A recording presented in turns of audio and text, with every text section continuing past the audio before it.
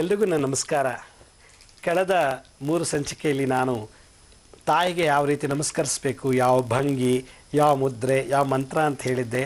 ಆಮೇಲೆ ತಂದೆಗೆ, ಪಿತೃದೇವತೆಗೆ ಯಾವ ರೀತಿ ನಾವು ನಮಸ್ಕರಿಸಬೇಕು, ಯಾವ ಭಂಗಿ, ಯಾವ ಮಂತ್ರ, ಯಾವ ಮುದ್ರೆ ಯೂಸ್ ಮಾಡಬೇಕು ಅಂತ ಹೇಳಿದ್ದೆ. ಮತ್ತು ಗುರುಗಳಿಗೆ ಯಾವ ರೀತಿ ನಾವು ನಮಸ್ಕರಿಸಬೇಕು, ಯಾವ ಭಂಗಿ ಅಂದರೆ ದೀರ್ಘದಂಡ ನಮಸ್ಕಾರ ಮಾಡಿ ಯಾವ ರೀತಿ ನಾವು ನಮಸ್ಕರಿಸಬೇಕು ಅಂತ ಹೇಳಿದ್ದೆ. ಇವತ್ತಿನ ಸಂಚಿಕೆಯಲ್ಲಿ ದೇವತೆಗಳಿಗೆ ತಾಯಿ ತಂದೆ ಗುರು ಆದಮೇಲೆ ದೇವರು, ಈ ದೇವತೆಗಳಿಗೆ ಯಾವ ರೀತಿ ನಮಸ್ಕರಿಸಬೇಕು, ಯಾವ ಮುದ್ರೆ ಯೂಸ್ ಮಾಡಬೇಕು, ಯಾವ ಮಂತ್ರ ಹೇಳಬೇಕು, ಬಂಧು ಮಿತ್ರರಿಗೆ ನಾವು ಯಾವ ರೀತಿ ನಮಸ್ಕರಿಸಬೇಕು, ಅದರಿಂದ ಏನು ಲಾಭ ಅನ್ನೋದನ್ನು ಇವತ್ತಿನ ಸಂಚಿಕೆಯಲ್ಲಿ ನನ್ನ ಕಂಡಂಥ ಅನುಭವವನ್ನು, ನನ್ನ ಅನಿಸಿಕೆಗಳನ್ನು ನಿಮ್ಮೊಟ್ಟಿಗೆ ಹಂಚ್ಕೊಳ್ಳೋಕ್ಕೆ ಇಷ್ಟಪಡ್ತೀನಿ. ತಾಯಿ ಉದರ ಜಾಗಕ್ಕೆ ಈ ಅಂಜಲಿ ಮುದ್ರೆಯನ್ನು ತೋರಿಸಿ ನಮಸ್ಕಾರ ಮಾಡಬೇಕು.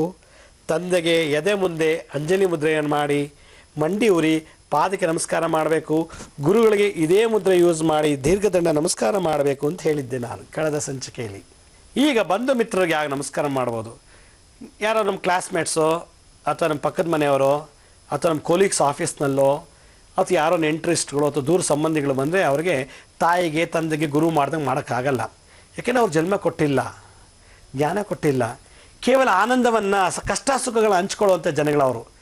ಆದ್ದರಿಂದ ಬಂಧು ಮಿತ್ರರಿಗೆ ನಾವು ಕಷ್ಟಗಳನ್ನು ಸುಖಗಳನ್ನು ಹಂಚ್ಕೊಳ್ತೀವಿ ವಿನಃ ನಮ್ಮನೆ ಎಲ್ಲ ಕಷ್ಟಗಳು ಅವ್ರ ಹತ್ರ ಹೋಗಿ ಹೇಳ್ಕೊಳ್ತೀವಿ. ಅಥವಾ ನಾವೇನೋ ಬೋನಸ್ ಬಂತು, ಸ್ಯಾಲ್ರಿ ಜಾಸ್ತಿ ಆಯಿತು, ಅಥವಾ ಏನೋ ಒಂದು ಖುಷಿ ಆದಾಗ ಫ್ರೆಂಡ್ಸ್ ಹತ್ರ ಹೋಗಿ ಹೇಳ್ಕೊಳ್ತೀವಿ. ಮದುವೆ ಆಗ್ತಿದ್ದೀನಿ ಕಣೋ, ಎಂಗೇಜ್ಮೆಂಟ್ ಆಯಿತು ಅಂತ ಖುಷಿಯಿಂದ ಹೇಳ್ಕೊಳ್ತೀವಿ. ಹಾಗೆ ಏನಾದ್ರು ಎಂಗೇಜ್ಮೆಂಟ್ ಕ್ಯಾನ್ಸಲ್ ಆಯಿತು, ಮದುವೆ ಕ್ಯಾನ್ಸಲ್ ಆಯಿತು, ಕಷ್ಟದಲ್ಲಿ ಕಣ್ಣೀರು ಹಾಕ್ಕೊಂಡು ಹೇಳ್ಕೊಳ್ತೀವಿ. ಅಥವಾ ಏನಾದ್ರು ತಂದೆ ತಾಯಿಗಳ ಹತ್ರ ಹೇಳ್ಕೊಳಕ್ಕಾಗ್ದಿರೋದು, ಗುರುಗಳ ಹತ್ರ ಹೇಳ್ಕೊಳಕ್ಕಾಗ್ದಿರೋದನ್ನ ನಾವು ಬಂಧು ಮಿತ್ರ ಹತ್ರ ಹೇಳ್ಕೊಳ್ತೀವಿ, ಫ್ರೆಂಡ್ಸ್ ಹತ್ರ ಹೇಳ್ಕೊಳ್ತೀವಿ, ಸಂಬಂಧಿಕರ ಹತ್ರ ಹೇಳ್ಕೊಳ್ತೀವಿ. ಅಂಥವ್ರಿಗೆ ಯಾವ ಮುದ್ರೆ ಯೂಸ್ ಮಾಡಬೇಕು, ಅಂಥವ್ರಿಗೆ ಯಾವ ಮಂತ್ರ ಹೇಳಬೇಕು, ಯಾವ ಪೊಸಿಷನಲ್ಲಿ ಯಾವ ಭಂಗಿ ನಿಂತ್ಕೊಂಡು ನಾವು ನಮಸ್ಕಾರ ಮಾಡಬೇಕು ಅನ್ನೋದೇ ಸಂಸ್ಕಾರ. ಹಾಗಾದರೆ ಆ ಸಂಸ್ಕಾರದ ರಹಸ್ಯ ಏನು? ನಾನು ಆಗಲೇ ಹೇಳಿದೆ, ತಾಯಿಗೆ ಅನ್ನಮಯ ಕೋಶ ಭಾಳ ಇಂಪಾರ್ಟೆಂಟ್ ಅಂತ. ಶರೀರದಲ್ಲಿ ಅನ್ನಮಯ ಕೋಶ, ಪ್ರಾಣಮಯ ಕೋಶ, ಮನೋಮಯ ಕೋಶ, ವಿಜ್ಞಾನಮಯ ಕೋಶ ಮತ್ತು ಆನಂದಮಯ ಕೋಶ ಅಂಥೇಳಿ 5 ಕೋಶಗಳಿವೆ. ಈ ಮುದ್ರೆ ಮಾಡೋದ್ರಿಂದ 5 ಕೋಶಗಳು ಸರಾಗವಾಗಿ, ಆ್ಯಕ್ಟಿವ್ ಆಗಿ ಮನುಷ್ಯನಲ್ಲಿ ಅದೃಷ್ಟವನ್ನು ಸೃಷ್ಟಿ ಮಾಡ್ಕೊಳ್ಳುತ್ತೆ ಈ 5 ಕೋಶಗಳು. ಹಾಗೆ ನಮ್ಮ ಸೆಂಟ್ರಲ್ ನರ್ವ್ ಸಿಸ್ಟಮ್ ಅಂದ್ರೇನು? ಬ್ರೈನ್ ಮತ್ತು ಸ್ಪೈನಲ್ ಕಾರ್ಡ್ ಅಂತ ಕರೀತಾರೆ ಸೈನ್ಸಲ್ಲಿ. ಈ ಬ್ರೈನಿನ ಸ್ಟೆಮ್ಮು ಅಂದರೆ ಬುಡಭಾಗದಿಂದ ನಮ್ಮ ಗುದದ್ವಾರ ತನಕ ಒಂದು ಬೆನ್ನುರಿ ನರ ಇದೆ, ಮೂಳೆ ಇದೆ, ಅದಕ್ಕೆ ಸ್ಪೈನಲ್ ಕಾರ್ಡ್ ಅಂತಾರೆ. ಆ ಸ್ಪೈನಲ್ ಕಾರ್ಡ್ ಹಲವಾರು ಮೂಳೆಗಳಿವೆ. ಸರ್ವಿಕ್ ಅಂತ ಹೇಳ್ತೀವಿ. ಸ್ಪೈನಲ್ ಕಾರ್ಡ್ನಲ್ಲಿ C1 C2 C3 ಅಂತ, T1 T2 T4 ಅಂತ 12 ಮೂಳೆಗಳು, ಮತ್ತು ಲುಂಬರ್ ಅಂತಲೇ 5 ಅಂತ ಹೇಳಿದ್ದೆ. ಗುರುಗಳಿಗೆ ಮಾಡಿದಾಗ C ಇಂದ C7, T1 ಇಂದ T12, L1 ಇಂದ L5ವರೆಗೂ ಕಂಪ್ಲೀಟಾಗಿ ನಮಸ್ಕಾರ ಮಾಡಿದಾಗ ಆ್ಯಕ್ಟಿವ್ ಆಗಿ ಅದರತಕ್ಕಂಥ ಬೆನ್ನು ಮೂಳೆಯಲ್ಲಿರ್ತಕ್ಕಂಥ ಎಲ್ಲ ಕರ್ಮಗಳನ್ನು, ದೋಷಗಳನ್ನು ನಿವಾರಣೆ ಮಾಡುತ್ತೆ ಅಂತ ಹೇಳಿದ್ದೆ. ಹಾಗೆ ಈ ಸ್ಯಾಕ್ರಮ್ ಅಂತ ಒಂದು ಮೂಳೆ ಇದೆ, ಬೆನ್ನಿನ ಮೂಳೆಯಲ್ಲಿ ಕೊನೆಯ ಭಾಗದಲ್ಲಿ S1 S2 S3 S5 ಅಂತೇಳಿ. ಆ 5 ಮೂಳೆಗಳು ಬಂಧು ಮಿತ್ರರಿಗೆ ನಾವು ಉಪಯೋಗಿಸ್ಬೇಕು ಅಂತ ಶಾಸ್ತ್ರ ಹೇಳ್ತದೆ. ಹಾಗಾದರೆ ನಮ್ಮ ಮೂಳೆಯಲ್ಲಿ ಎಷ್ಟಿದೆ? ಶಾಸ್ತ್ರೋಕ್ತವಾಗಿ ನೋಡಿದಾಗ ಮೊದಲನೇ 7 ಮೂಳೆಗಳು C1 C2, ಆಮೇಲೆ 12 ಮೂಳೆಗಳು ಥೊರಾಸಿಕ್ ಅಂತೇಳಿ, ಆಮೇಲೆ ಲುಂಬರ್ ಅಂತ 5, ಇಷ್ಟೆಲ್ಲ ಕೂಡಿದಾಗ ಒಟ್ಟಿಗೆ ನಮಗೆ 29 ಬಂದುಬಿಡುತ್ತೆ. 7 + 12 + 5 ಮತ್ತು ಅಸ್ಯಾಕ್ರಮ್ ಅನ್ನೋ ಜಾಗದಲ್ಲಿ 5 ಮೂಳೆಗಳಿವೆ. ಅದು ನಾವು ಬಾತ್ರೂಮ್ಗೆ ಹೋಗುವಾಗ, ಮಲಮೂತ್ರನ ವಿಸರ್ಜನೆ ಮಾಡುವಾಗ, ಸೆಕ್ಷುವಲ್ ಇಂಟ್ರ್ಯಾಕ್ಷನ್ ಮಾಡುವಾಗ, ಸೆಕ್ಷುವಲ್ ಇಂಟರ್ಕೋರ್ಸ್ ಮಾಡುವಾಗ ಆ ಸ್ಯಾಕ್ರಮ್ ಅನ್ನೋ ಮೂಳೆ ಆ್ಯಕ್ಟಿವೇಟ್ ಆಗ್ತದೆ. ಆ ಸ್ಯಾಕ್ರಮ್ ಅನ್ನೋ S1 S2 S3 S4 S5 ಅನ್ನೋ ಆ 5 ಮೂಳೆಗಳಲ್ಲಿ ಏನಾದ್ರು ಒಂದಾದರೆ ನಮಗೆ ಮಲಮೂತ್ರ ಅಂದರೆ ಬಾತ್ರೂಮಲ್ಲಿ ಮಾಡುವಂಥ ಕೆಲಸಗಳು, ಲೈಂಗಿಕ ಕ್ರಿಯೆಗಳು, ಇವಕ್ಕೆಲ್ಲ ತೊಂದರೆ ಆಗತ್ತೆ. ಹಾಗಾದರೆ ಯಾವ ದೋಷದಿಂದ ಅದಾಗತ್ತೆ ಅಂದ ಬಂಧು ಮಿತ್ರಗೆ ಬಂಧು ಮಿತ್ರ ದ್ರೋಹ ಮಾಡಿದ್ದೆ, ಮಿತ್ರನಿಂದನ ದೋಷ, ಮತ್ತು ಗೆಳತಿ ಆಗಿರ್ಬೋದು, ಗೆಳೆಯ ಆಗಿರ್ಬೋದು, ಅಪಪ್ರಚಾರ ಮಾಡಿದರೆ, ಬಂಧು ಮಿತ್ರ ಮನೆಯಲ್ಲಿ ಕಳ್ತನ ಮಾಡಿದರೆ, ಬಂಧು ಮಿತ್ರರಿಗೆ ಅಘೋರವಾಗಿ ತೊಂದರೆ ಕೊಟ್ಟಿದ್ದರೆ, ಅವ್ರ ಸ್ಥಾನಮಾನಕ್ಕೆ ಧಕ್ಕೆ ತಂದಿದ್ರೆ ಆ ಸ್ಯಾಕ್ರಮನ್ನು ಮೂಳೆಯಲ್ಲಿ ದೋಷ ಬಂದುಬಿಡುತ್ತೆ. ಆಗ ಅವ್ರಿಗೆ ಭಾಳ ಕಷ್ಟಪಡ್ತಾರೆ. ಇದರಿಂದ ಮೊಳೆ ರೋಗ ಬರುತ್ತೆ, ಪೈಲ್ಸ್ ಬರುತ್ತೆ, ಏನೇನೋ ಕಾಯಿಲೆಗಳು ಬರುತ್ತೆ ಅಂತ ನಾನು ಮುಂದೆ ಹೋಗ್ತಾ ಹೇಳ್ತೀನಿ. ಆದರೆ ಈ ನಮಸ್ಕಾರ ಮಾಡಬೇಕಾದ್ರೆ ಬಂಧು ಮಿತ್ರರಿಗೆ ಈ C1 ಇಂದ C7 ಮತ್ತು ತೊರಾಸಿಕ್, ಲುಂಬರ್, ಈ ಸ್ಯಾಕ್ರಮ್ ಎರಡೂ ಸೇರಿಸ್ಕೊಂಡು ನಾವು ಅಂದರೆ ಎಷ್ಟು 4 ಮೂಳೆಗಳನ್ನು ಅಂದರೆ ಸ್ಪೈನಲ್ ಕಾಡ್ತಕ್ಕಂಥ ಎಲ್ಲ 29 ಮೂಳೆಗಳನ್ನು ಕೂಡ ನಾವು ದೇವತೆಗಳಿಗೆ, ಬಂಧು ಮಿತ್ರರಿಗೆ ನಾವು ಸಮರ್ಪಣೆ ಮಾಡಬೇಕು ಅಂತ ಹೇಳ್ತಾರೆ. ಅಂದರೆ ಸ್ಪೈನಲ್ ಕಾರ್ಡು ಎಲ್ಲ ಮೂಳೆಗಳ ಶಕ್ತಿಯನ್ನು ಸೇರಿಸಿ ಬದ್ಧ ಮಾಡಿ ಬಂಧು ಮಿತ್ರರಿಗೆ ಮತ್ತು ದೇವತೆಗಳಿಗೆ ಮಾಡಬೇಕು ನಮಸ್ಕಾರ ಅಂತ ಶಾಸ್ತ್ರ ಹೇಳ್ತದೆ. ಹಾಗಾದರೆ ದೇವತೆಗಳಿಗೆ ಯಾವ ರೀತಿ ಮಾಡಬೇಕು, ಬಂಧು ಮಿತ್ರರಿಗೆ ಯಾವ ರೀತಿ ನಮಸ್ಕಾರ ಮಾಡಬೇಕು? ಬಂಧು ಮಿತ್ರರು ಕೇವಲ ಕಷ್ಟ ಸುಖ ಹಂಚ್ಕೊಳ್ಳೋಕೆ ಮಾತ್ರ, ಬೇರೆ ಏನೂ ಅಲ್ಲ ಅವ್ರದ್ದು. ನನಗೀಗ ಯಾರೋ ಒಂದು 5 ಜನ ಫ್ರೆಂಡ್ಸ್ ಇದ್ರೆ ಅಂದರೆ, ಲಕ್ಷ್ಮೀ ಶ್ರೀನಿವಾಸ್ ತೊಗೊಳಪ್ಪ, ಕಾಲು ಹೋಯ್ತು ಕೈ ಹೋಯ್ತು ನಿನಗೆ, ಪಾಪ ಏನು ಮಾಡೋಕ್ಕಾಗಲ್ಲ, ತೊಗೊಳ್ಳೋ 10 ಲಕ್ಷ ಅಂತ ಯಾರು ಕೊಡ್ತಾರಾ? ಕೊಡಲ್ಲ. ತೊಗೊಳ್ಳೋ ನನ್ನ ಮನೆ ನಿಂಗೆ ಬರ್ಕೊಟ್ಬಿಡ್ತೀನಿ ಆರಾಮಾಗಿರೋಂತ ಇಲ್ಲ. ಯಾಕೆಂದರೆ ಕೇವಲ ಅವ್ರ ಕಷ್ಟ ಸುಖಕ್ಕೆ ಅಷ್ಟೇ ಅಯ್ಯೋ ಪಾಪ ಅನ್ಬೋದು ಅನ್ವಿನ. ನಮ್ಮ ಎಲ್ಲ ಕಷ್ಟಗಳು ತೊಗೊಂಡು ನಂತರ ಜೀವ ಅನ್ನೋ ಒಂದು ಭಾವನೆ ಭಾಳ ವಿರಳ, ಸಿಗೋದು ಇಲ್ಲ ಇವತ್ತಿನ ಕಲಿಯುಗದಲ್ಲಿ. ಹಾಗಿದ್ಮೇಲೆ ಅಂಥವ್ರು ನಾವು ಯಾವ ರೀತಿ ನಮಸ್ಕರಿಸಬೇಕು? ನಾವು ಯಾವ ರೀತಿ ನಮಸ್ಕರಿಸಬೇಕು ಅಂದರೆ ನೋಡಿ, ಅಂಜಲಿ ಮುದ್ರೆಯನ್ನು ಧಾರಣೆ ಮಾಡಿ ಹೀಗೆ ಈ ರೀತಿ ಪ್ರೆಸ್ ಮಾಡಬೇಕು, ಎಲ್ಲೂ ಗ್ಯಾಪ್ ಇರಬಾರ್ದು. ಈ ರೀತಿ ಪ್ರೆಸ್ ಮಾಡಿದಾಗ ಅಗ್ನಿತತ್ವ, ವಾಯುತತ್ವ, ಆಕಾಶತತ್ವ, ಭೂತತ್ವ, ಜಲತತ್ವ ಒಂದಕ್ಕೊಂದು ಮಾತಾಡ್ತಾರೆ ಇರಬೇಕು. ಈ ರೀತಿ ಪ್ರೆಸ್ ಮಾಡಿದಾಗ 9 ಗ್ರಹಗಳು, 12 ರಾಶಿಗಳು, ಬೆನ್ನು ಮೂಳಲ್ಲಿ 27 ನಕ್ಷತ್ರಗಳಿವೆ ನಮ್ಮ ಬೆನ್ನು ಸ್ಪೈನಲ್ ಕಾರ್ಡ್ನಲ್ಲಿ. 7 + 12 + 5, ಅದೇ ಸ್ಯಾಕ್ರಮಲ್ಲೂ 5 ಇದೆ. ಆದರೆ 5ರಲ್ಲಿ 3 ಮಾತ್ರ 27 ನಕ್ಷತ್ರ ಕಂಟ್ರೋಲ್ ಮಾಡುತ್ತೆ, ಇನ್ನು 3 ಮಾತ್ರ ಬಿಟ್ಟುಬಿಡುತ್ತೆ.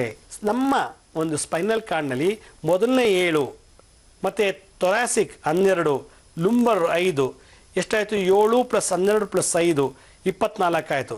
ಇನ್ನು 3 ಮೂಳೆಗಳು ನಮ್ಮ ಸ್ಯಾಕ್ರಮನದಿಂದ ತಗೊಳುತ್ತೆ, ಇನ್ನು 2 ಬಿಟ್ಬಿಡುತ್ತೆ. ಯಾಕೆಂದರೆ ಅದು ಮಲಮೂತ್ರ ಮತ್ತು ಲೈಂಗಿಕ ಕ್ರಿಯೆ ಯೂಸ್ ಮಾಡುವಂಥ ಮೂಳೆಗಳು. ಆ 27 ಮೂಳೆಗಳ ಮೇಲೆ, ಸ್ಪೈನಲ್ ಕಾರ್ಡ್ ಮೇಲೆ 27 ನಕ್ಷತ್ರ ವರ್ಕ್ ಮಾಡುತ್ತೆ. ಆದ್ದರಿಂದ ನಮ್ಮ ಬೆನ್ನು ಮೂಳೆಯನ್ನು, ಬೆನ್ನುರಿಯನ್ನು, ಸ್ಪೈನಲ್ ಕಾರ್ಡನ್ನು 27 ನಕ್ಷತ್ರ ನಮ್ಮನ್ನು ಕಾಪಾಡುತ್ತೆ. ಪ್ರತಿನಿತ್ಯ 24 ಗಂಟೆ 365 ದಿವಸ ನಾವು ಸಾಯೋ ತನಕ. ಆ ಥರ ಇದ್ದಾಗ ಈ ಒಂದು ಶಕ್ತಿ, ಎನರ್ಜಿಯನ್ನು ನಾವು ಯಾವ ರೀತಿ ಬಂಧು ಮಿತ್ರರಿಗೆ ಅರ್ಪಿಸಬೇಕು ಅಂದರೆ, ಅಂಜಲಿ ಮುದ್ರೆಯನ್ನು ಆನಂದಮಯ ಕೋಶ ಈ ರೀತಿ ಮಾಡಿದಾಗ ಆನಂದಮಯ, ಆನಂದ ಅಂದರೆ ಕಷ್ಟ ಸುಖಗಳನ್ನು ಹೇಳ್ಕೊಳ್ಳುವಂಥದ್ದು.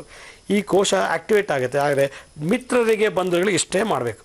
ಹಲೋ ನಮಸ್ಕಾರ ಅಂತೀವಿ ಅಷ್ಟೇ, ನಮಸ್ಕಾರ ಸರ್ ಅಂತೀವಿ, ನಮಸ್ಕಾರ ಮೇಡಮ್ ಅಂತೀವಿ ಅಷ್ಟೇ. ತಾಯಿ ತಂದೆ ಗುರು ಮಾಡಿದಾಗ ಮಾಡಲ್ಲ. ಈ ರೀತಿ ನಾವು ಮಾಡ್ತೀವೋ ಅಂಥದ್ದು ಬಂಧು ಮಿತ್ರ ನಮಸ್ಕಾರ. ಇದಕ್ಕೆ ಅಂಜಲಿ ಮುದ್ರೆ ಅಂತಾರೆ. ಅದಕ್ಕೆ ನೀವು ನಗ್ನಗ್ತಾ ಅಥವಾ ನಿಮ್ಗೆ ಏನು ಅನಿಸುತ್ತೋ, ಯಾವ ಫ್ರೆಂಡ್ಸೋ, ಪಕ್ಕದ ಮನೆಯವ್ರಿಗೆ ಅಥವಾ ಎದುರುಗಡೆ ಮನೆಯವ್ರಿಗೋ, ಹಿಂದ್ಗಡೆ ಮನೆಯವ್ರಿಗೋ, ಮುಂದ್ಗಡೆ ಅಥವಾ ನೀವು ಎಲ್ಲಿ ಯಾರ್ಯಾರು ನಿಮ್ಮ ಫ್ರೆಂಡ್ಸು, ಬಂಧು ಮಿತ್ರ ಅಂತೀರೋ ಅವ್ರಿಗೆ ಜಸ್ಟ್ ಈ ರೀತಿ ಮಾಡಬೇಕೇ ವಿನ ಈ ರೀತಿ ಮಾಡೋದಾಗಲಿ ಅಥವಾ ದೀರ್ಘದ್ರ ನಮಸ್ಕಾರ ಮಾಡೋದಾಗಲಿ ಮಾಡೋಂಗಿಲ್ಲ. ಹಾಗಾದರೆ ಬಂಧು ಮಿತ್ರರಿಗೆ ಈ ಮುದ್ರೆ ಮಾಡಬೇಕು. ನೀವು ಏನು ಬೇಕಾದ್ರೂ ಹೇಳ್ಕೊಳ್ಳಿ, ವಿಶ್ ಮಾಡಿ. ಇದಕ್ಕೆ ಮಂತ್ರ ಅಷ್ಟೇ, ನಮಸ್ಕಾರ ನಮಸ್ಕಾರ ನಮಸ್ಕಾರ ಅಂತ ಅಷ್ಟೇ. ಓಂ ಮಾತೃದೇವೋ ಭವ, ಓಂ ಪಿತೃದೇವೋ ಭವ, ಆಚಾರ್ಯ ದೇವೋ ಭವ ಅಂತ ಹೇಳೋಂಗಿಲ್ಲ. ಇಲ್ಲಿ ಬಂಧು ಮಿತ್ರರಿಗೆ ಮಂತ್ರ ಇಲ್ಲ, ನಮಸ್ಕಾರ ಅಷ್ಟೇ ಹೇಳಬೇಕು. ಇದು ಅಂಜಲಿ ಮುದ್ರೆ ಹೃದಯದ ಮುಂದೆ ಇಟ್ಟಾಗ. ಅದೇ ದೇವತೆಗಳಿಗೆ ಹೇಗೆ ಮಾಡೋದು ಅಂದರೆ, ನಮ್ಮ ಸಹಸ್ರಾರ ಚಕ್ರ, ಈ ನೆತ್ತಿ ಭಾಗದಲ್ಲಿ ಸಹಸ್ರಾರ ಚಕ್ರ ಅಂತಿದೆ. ಈ ಚಕ್ರವನ್ನು ಆ್ಯಕ್ಟಿವ್ ಮಾಡಿ ಆ ಚಕ್ರದ ಮೇಲೆ ಅಂಜಲಿ ಮುದ್ರೆ ಇಟ್ಟು ನಮಸ್ಕಾರ ಮಾಡಬೇಕು ದೇವತೆಗಳಿಗೆ. ಇದು ಯಾರೂ ಇವತ್ತು ದಿವಸ ಮಾಡ್ತಿಲ್ಲ. ನಾನು ಸುಮಾರು ಕಡೆ ನೋಡಿದ್ದೀನಿ, ತಿರುಪತಿಲಿ ಮಾತ್ರ ಇದೊಂದು ಮುದ್ರೆ ಮಾಡ್ತಾರೆ ಎಲ್ಲರೂ. ಯಾವ ಮುದ್ರೆ? ಗೋವಿಂದ ಗೋವಿಂದ ಗೋವಿಂದ ಅಂತಾರಷ್ಟೇ, ಇದನ್ನು ಮಾಡ್ತಾರೆ. ಅದೇ ದೇವತೆಗಳು ಮಾಡೋ ಮುದ್ರೆ. ಇನ್ನು ಯಾವ ದೇವಸ್ಥಾನದಲ್ಲೂ ಮಾಡೋದಿಲ್ಲ. ನಾನು ನೋಡಿಲ್ಲ ಆ ಥರ ಮಾಡ್ತಿರುವಾಗ, ನಾನು ಹೋಗಿಲ್ವೋ ಏನೋ ಗೊತ್ತಿಲ್ಲ. ಬಂಧು ಮಿತ್ರರಿಗೆ ಈ ಮುದ್ರೆ ಆದರೆ, ದೇವತೆಗಳಿಗೆ ನಮ್ಮ ಸಹಸ್ರಾರ ಚಕ್ರದ ಮೇಲೆ ಈ ಮುದ್ರೆನ ಇಡಬೇಕು. ಇದಕ್ಕೆ ಅಂಜಲಿ ಮುದ್ರಾ ಅಂತ ಕರೀತಾರೆ. ಈ ರೀತಿ ನೆತ್ತಿಯ ಮಧ್ಯಭಾಗದಲ್ಲಿ ಈ ಮುದ್ರೆನ ಧಾರಣೆ ಮಾಡಬೇಕು. ಈ ರೀತಿ ಇಟ್ಟು ನೀವು ಯಾವ ದೇವತೆ ನಮಸ್ಕಾರ ಮಾಡ್ತೋ ಆ ದೇವತೆ ಹೆಸರನ್ನು ಹೇಳಬೇಕಷ್ಟೇ. ಇಲ್ಲಿ ಇದಕ್ಕೆ ದೇವತೆಗಳಿಗೆ ಮಾಡೋ ನಮಸ್ಕಾರ. ಇದಕ್ಕೆ ಗೋವಿಂದ ಮುದ್ರಾ ಅಂತ ಕರೀತಾರೆ. ಗೋವುಗಳ, ಹಸುಗಳ ಇಂದ್ರಿಯವನ್ನು ಕಾಪಾಡುವವನು ಗೋವಿಂದ ಅಂತ ಕರೀತಾರೆ. ಗೋವುಗಳ ಇಂದ್ರಿಯಗಳನ್ನು, ಗೋವು ಅಂದರೆ ಹಸು, ಹಸುವಿನ ಇಂದ್ರಿಯಗಳನ್ನು ಕಾಪಾಡುವಂಥವನಿಗೆ ಗೋವಿಂದ ಅಂತ ಕರೀತಾರೆ. ಗೋಹತ್ಯೆ ನಿವಾರಣೆ ಮಾಡುವವನು ಗೋವಿಂದ ಅಂತ ಕರೀತಾರೆ. ಗೋಪಾಲಕ, ಗೋವುಗಳನ್ನು ಕಾಯುವವನು ಗೋವಿಂದ ಅಂತ ಕರೀತಾರೆ. ಅದರಿಂದ ಈ ಯಾವುದೇ ದೇವತೆಗಳಿಗೆ, ಸ್ತ್ರೀ ಆಗಲಿ ಪುರುಷರಾಗ ದೇವತೆಗಳಿಗಾಗಲಿ ಈ ರೀತಿ ನಮಸ್ಕಾರ ಮಾಡಬೇಕು ಅಂತ ಶಾಸ್ತ್ರದಲ್ಲಿ ಹೇಳ್ತೀವಿ. ಇದಕ್ಕೆ ಗೋವಿಂದ ಮುದ್ರಾ ಅಂತ ಕರೀತಾರೆ. ಗೋವಿಂದ ಗೋವಿಂದ ಗೋವಿಂದ ಅಂತ ನಾವು ತಿರುಗಿ ಜನರು ಮಾಡೋದು ನೋಡಿದ್ದೀವಿ. ಅವ್ರಿಗೆ ಗೊತ್ತೋ ಗೊತ್ತಿಲ್ಲದೋ ಈ ಮುದ್ರೆ ಯೂಸ್ ಮಾಡಿಬಿಟ್ಟು ತಲೆ ಮೇಲೆ ಕೈ ಇಟ್ಕೊಂಡು ಗೋವಿಂದ ಅಂತ ಕೂಗಾಡ್ಕೊಂಡು ಹೋಗ್ತಾರೆ. ನಿಜವಾದದ್ದು ಸರಿಯಾದ ಕ್ರಮ, ಸರಿಯಾದ ರೀತಿ ಆ ಭಗವಂತನಿಗೆ ಕೊಡ್ತಾ ಇರೋ ಒಂದು ಮರ್ಯಾದೆ. ಈ ರೀತಿ ನಮ್ಮ ನೆತ್ತಿಯ ಮೇಲೆ ಸಹಸ್ರಾರ ಚಕ್ರದ ಮೇಲೆ ಈ ಅಂಜಲಿ ಮುದ್ರೆಯನ್ನು 2 ಪತಾಕಾಸ್ತಗಳನ್ನು ಒಂದಕ್ಕೊಂದು ಟಚ್ ಮಾಡಿದಾಗ ನಮಗೆ C1 C2 C3 ಅಂತ C7 ಮೂಳೆಗಳು, 12 ತೊರಾಸಿಕ್ ಮತ್ತು 5 ಲುಂಬರ್ ಮತ್ತು ಸ್ಯಾಕ್ರಮ್ 5 ಮೂಳೆಗಳಿಗೆ ಈ ರೀತಿ ಶಕ್ತಿ ಹರಿದೋಗುತ್ತೆ. ಯಾವಾಗ ಈ ರೀತಿ ಹರಿದೋಯ್ತೋ ಬೆನ್ನು ಮೂಳೆ ಇರೋಲ್ಲ. ಯಾರಿಗೆ ಬ್ಯಾಕೇಕ್ ಇದೆಯೋ, ಯಾರಿಗೆ ಬೆನ್ನು ಇದು ನಿರಂತರವಾಗಿ ಈ ಮುದ್ರೆಯನ್ನು ದಿನನಿತ್ಯ 15ರಿಂದ 20 ನಿಮಿಷ ಅಂದರೆ 15ರಿಂದ 20 ನಿಮಿಷ ಮಾಡ್ತಾರೋ ಅವರಿಗೆ ಕಂಪ್ಲೀಟ್ ಬ್ಯಾಕೇಕ್ ಕೊಟ್ಟೋಗುತ್ತೆ. ಇದು ನಾ ಕಂಡಂಥ ಅನುಭವ. ಆದ್ದರಿಂದ ಈ ದೇವತೆಗಳಿಗೆ ಯಾರು ಈ ಮುದ್ರೆ ಉಪಯೋಗಿಸಿ ಮಾಡ್ತಾರೋ ಆ ನಮಸ್ಕಾರ ತಲುಪುತ್ತಂತೆ ದೇವತೆಗಳಿಗೆ, ಬಂಧು ಮಿತ್ರರಿಗೆ ಈ ಮುದ್ರೆ. ಅದರಿಂದ ಆನಂದಮಯ ಕೋಶ, ಭಗವಂತ ನೋಡಿದಾಗ ಆನಂದ ಆಗುತ್ತೆ. ಬಂಧು ಮಿತ್ರತ ಕಷ್ಟ ಸುಖ ಅನಿಸ್ಕೊಳ್ಳುವಾಗ ಮನಸ್ಸಿಗೆ ಏನೋ ಹಿತ ಅನಿಸುತ್ತೆ, ಆನಂದ ಆಗುತ್ತೆ. ಅದರಿಂದ ಬಂಧು ಮಿತ್ರರಿಗೆ ಆನಂದಮಯ ಕೋಶ ಆ್ಯಕ್ಟಿವೇಟ್ ಆಗುತ್ತೆ. ದೇವತೆಗಳಿಗೆ ಮಾಡಿದಾಗ ಅನ್ನಮಯ ಕೋಶ ಆಗುತ್ತೆ, ಆ್ಯಕ್ಟಿವೇಟ್ ಆಗುತ್ತೆ. ಅದರಿಂದ ತಾಯಿಗೆ ಅನ್ನಮಯ ಕೋಶ, ತಂದೆಗೆ ಪ್ರಾಣಮಯ ಕೋಶ, ಗುರುಗಳಿಗೆ ವಿಜ್ಞಾನಮಯ ಕೋಶ, ಮನೋಮಯ ಕೋಶ, ಬಂಧು ಮಿತ್ರ ದೇವತೆಗಳಿಗೆ ಆನಂದಮಯ ಕೋಶ. ಹೀಗೆ ಪಂಚಕೋಶಗಳು, ಪಂಚಭೂತಗಳಿಂದ ಪಂಚಪ್ರಾಣಗಳಿಂದ ಮಾಡುವಂಥ ನಮಸ್ಕಾರವೇ ನಮಸ್ಕಾರ ಮುದ್ರೆಗಳು. ಹೀಗೆ ನಮ್ಮ ಶಾಸ್ತ್ರದಲ್ಲಿ ಋಷಿಮುನಿಗಳು ಹಲವಾರು ಸೂತ ಪುರಾಣಕದಲ್ಲಿ ವಿಶೇಷವಾಗಿ ಈ ಮುದ್ರೆಗಳ ಬಗ್ಗೆ ಮಾತಾಡಿದ್ದಾರೆ. ಆದರೆ ಇವತ್ತಿನ ಒಂದು ಮಾಡರ್ನ್ ಟೆಕ್ನಾಲಜಿ, ಕಂಪ್ಯೂಟರ್ ಈ ಒಂದು ಕಂಪ್ಯೂಟರ್ ವಿಜ್ಞಾನ ನಾವು ವಾಸ ಮಾಡ್ತಿದ್ದೀವಿ. ಇವತ್ತು ಯಾರೋ ನಮಸ್ಕಾರನ ಹಾಯ್ ಹಲೋ ಬಾಯ್ ಅಂತಾರೆ. ಏನೋ ಒಂದು ರೀತಿ ಎಲ್ಲ ಕಳ್ಕೊಂಡಿದ್ದೆ ಹೋಗು ನೀನು ಅಂತ ಅರ್ಥ. ಇದು ಯಾರು ಹಿಂಗೆ ಮಾಡೋದೇ ಇಲ್ಲ. ಈ ಅಟ್ಲೀಸ್ಟ್ 1 ಸೆಕೆಂಡ್ ಹಿಂಗೆ ಮಾಡಿದ್ರೆ ಹಾರ್ಟ್ಗೆ ರಕ್ತ ಹರಿಯುತ್ತೆ, ರೆಸ್ಪಿರೇಟರಿ ಸಿಸ್ಟಮ್ ಚೆನ್ನಾಗಾಗುತ್ತೆ, ಲಂಗ್ಸ್ ಆ್ಯಕ್ಟಿವ್ ಆಗುತ್ತೆ, ಲಂಗ್ಸಿರೋ ರಿಮ್ಸಲ್ಲೇ ಭಾಳ ಸ್ಟ್ರೆಂತ್ ಬರುತ್ತೆ. 5 ನಿಮಿಷ ಈ ರೀತಿ ನಮಸ್ಕಾರ ಮಾಡೋ ಯೋಗ್ಯತೆ ನಾವು ಕಳ್ಕೊಂಡ್ಬಿಟ್ಟಿದ್ದೀವಿ, ಆ ಸಂಸ್ಕಾರ ಕಳ್ಕೊತಾ ಇದ್ದೀವಿ. ಕಾರಣ ಹಲೋ ಅಂತ ಶೇಕೆಂಡ್ ಕೊಡ್ತೀವಿ. ವೆಸ್ಟರ್ನ್ ಸ್ಟೈಲ್ ಪ್ರಕಾರ ಶೇಕೆಂಡ್ ಕೊಡಬಾರ್ದು. ಯಾರೂ ಒಂದು ಮುಟ್ಟೋಂಗಿಲ್ಲ, ಬಂದು ಮಿತ್ರರಾಗಲಿ ಗುರುಗಳಾಗಲಿ ತಂದೆ ತಾಯಿ ಮುಟ್ಟೋಂಗಿಲ್ಲ, ದೂರದಲ್ಲಿ ನಮಸ್ಕಾರ ಮಾಡಬೇಕು. ನಾವೇನು ಮಾಡ್ತೀವಿ, ಶೇಕೆಂಡ್ ಅಂತ ಹೆಣ್ಣಾಗಲಿ ಗಂಡಾಗಲಿ ಕೈ ಕುಳುಕ್ಬಿಡ್ತೀವಿ, ನಮಸ್ತೆ ಮಾಡೋದೇ ಇಲ್ಲ. ಈ ಸಂಪ್ರದಾಯ ಹೋಗ್ತಾ ಇದೆ. ಏನು ಶೇಕ್ ಹ್ಯಾಂಡ್ ಕೊಡ್ತಾ ಇದ್ದೀವಿ. ಅದಕ್ಕೆ ನಾನು ನಿನ್ನ ಕೈ ಕೊಡ್ತೀನೋ ಅಥವಾ ನೀನು ನನ್ನ ಕೈ ಕೊಡ್ತೀನೋ ಅಂತ ಗೊತ್ತಿಲ್ಲ ಅಂತ ಸೂಚನೆ ಅದು. ಆದರೆ ಹಿಂಗೆ ಮಾಡೋದ್ರಿಂದ ನಮ್ಮ ಸಂಸ್ಕಾರ, ನಮ್ಮ ಧರ್ಮ, ನಮ್ಮ ಪ್ರೊಸೀಜರ್ ಏನಿದನ್ನು ನಾವು ಎತ್ತು ತೋರಿಸ್ಕೊಡ್ಬೋದು.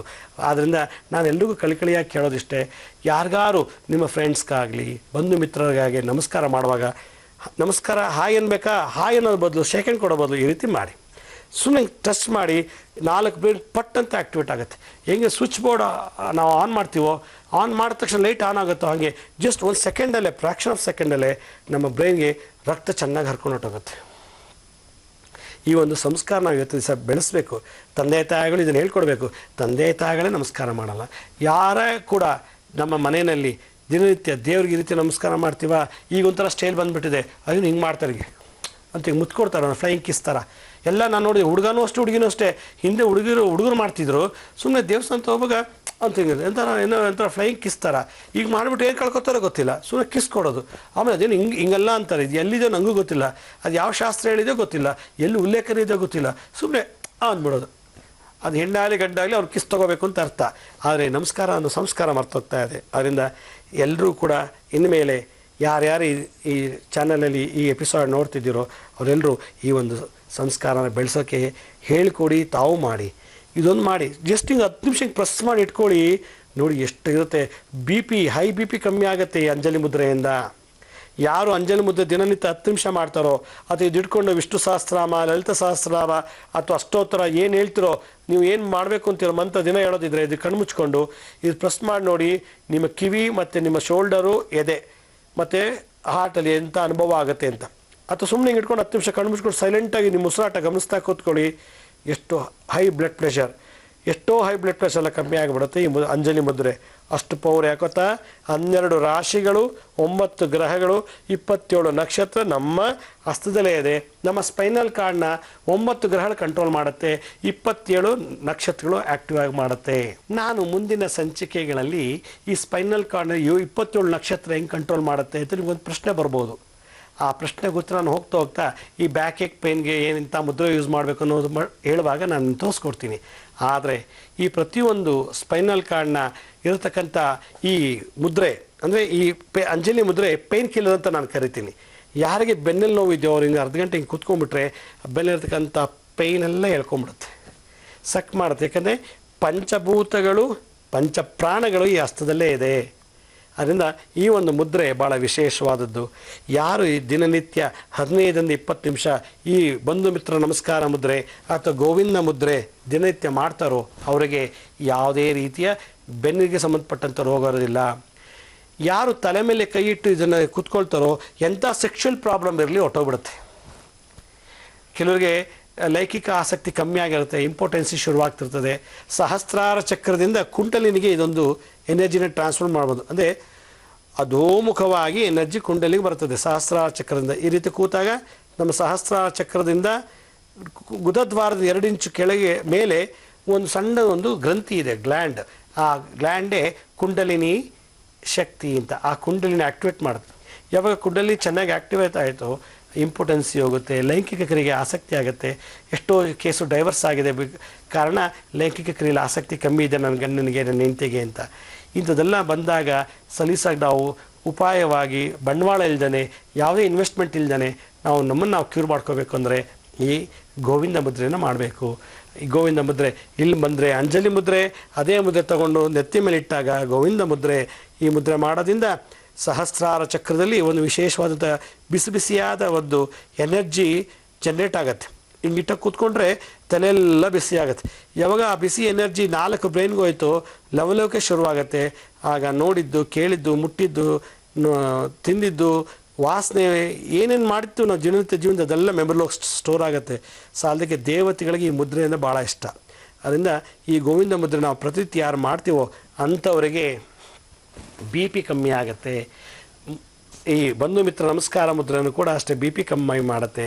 ತಲೆ ಮೇಲೆ ಹಿಂಗೆ ಕೈ ಇಟ್ಟಾಕ್ಷಣಕ್ಕೆ ನಮ್ಮ ಸ್ಪೈನಲ್ ಕಾರ್ಡ್ ಇರೋ 29 ಮೂಳೆಗಳಲ್ಲೂ ಕೂಡ ಶಕ್ತಿ ಜಾಸ್ತಿಯಾಗಿ 100 ಕಾಲ, 100 ವರ್ಷ, 108 ವರ್ಷ, 120 ವರ್ಷ ಬದುಕರು ಕೂಡ ಬೆನ್ನು ಮೂಳೆಯಲ್ಲಿ ಯಾವುದೇ ರೀತಿ ಸವಿಯೋದಿಲ್ಲ. ನಾವು ತಿಳ್ಕೊಳ್ಳೋ ಒಂದು ಭಾರವಾದ ವಸ್ತು ಎತ್ತಾಗ ಡಿಸ್ಕು ಚೇಂಜ್ ಆಗ್ಬೋದು, ಡಿಸ್ಪ್ಲೇಸ್ ಆಗ್ಬೋದು. ಅದನ್ನೆಲ್ಲ ರಿಪೇರಿ ಮಾಡಲಿಕ್ಕೆ ಈ ಅಂಜಲಿ ಮುದ್ರೆ ಒಂದೇ ಉಪಾಯ.